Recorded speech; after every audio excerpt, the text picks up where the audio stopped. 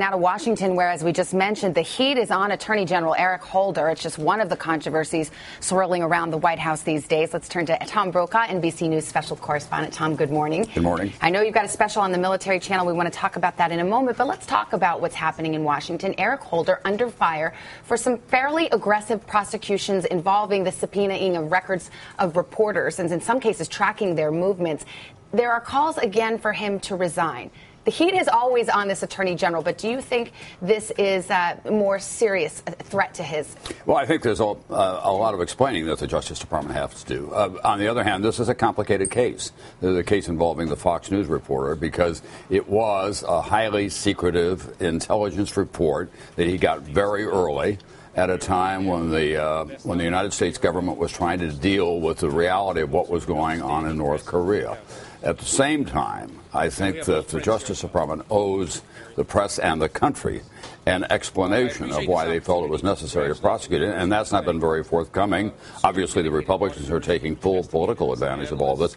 I don't think the meeting today should be off the record. I think if it's worth knowing about, let's put it on the record. You're referring to this meeting that the Attorney General has called with basically the bureau chiefs of major news organizations. Some news organizations have said if it's off the record, we won't go. Others have said we will go. Yeah. I think you should insist that it go on the record, and by the end of the day, it may be on the record because of the pressure that is being applied. The New York Times, prominent among the institutions that said we're not going to be in an off-the-record session. If we need to know about it, it ought to be in the sunshine. And very quickly, you made a remark that journalists, on the other hand, shouldn't have what you called a glass jaw when it comes to some of these investigations, citing the First Amendment and threats to the First Amendment. Well, the First Amendment is a critically important part of the Constitution. It is not unconditional, obviously. Any number of us over the years have been in dialogues and in conversations with senior government officials about when something can be disclosed and under what circumstances. And it's kind of case by case. It's not unconditional. So I don't know enough entirely about this case, but I do think that it ought to be discussed out in the public. Well, let's turn to the special I mentioned a few moments ago, which premieres. This is what a beautiful opportunity. You actually get to walk through the NBC News archives and then kind of update and reflect on some of these moments. I want to play an interview you did with President Clinton back in 1993. Okay. Take a look. How long do you think it'll be, Mr. President, before there's a first husband? Not long.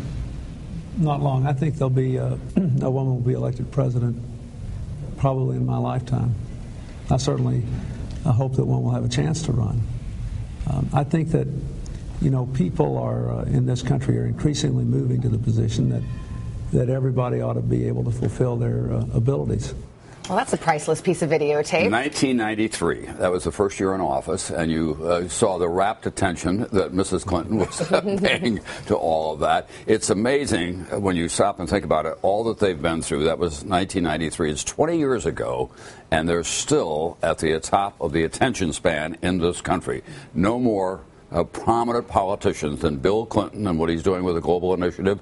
And the big question is she going to run when 16 rolls around? Well, you must have had a great time strolling through these archives, some really interesting moments. Well, it's a great opportunity. The military channel is part of Discovery, and they came to us and said we'd like to open the Brokaw files. We've got a lot of stuff that we're going to put on the air. Beginning tonight with the USS Stennis, I was on it for 48 hours, went off the deck in an F-14 up over Afghanistan and came back. So we're looking forward to that. All right, Tom, thanks. We are looking forward to it, and we should mention you can catch the Brokaw files tonight at 10 on the military channel.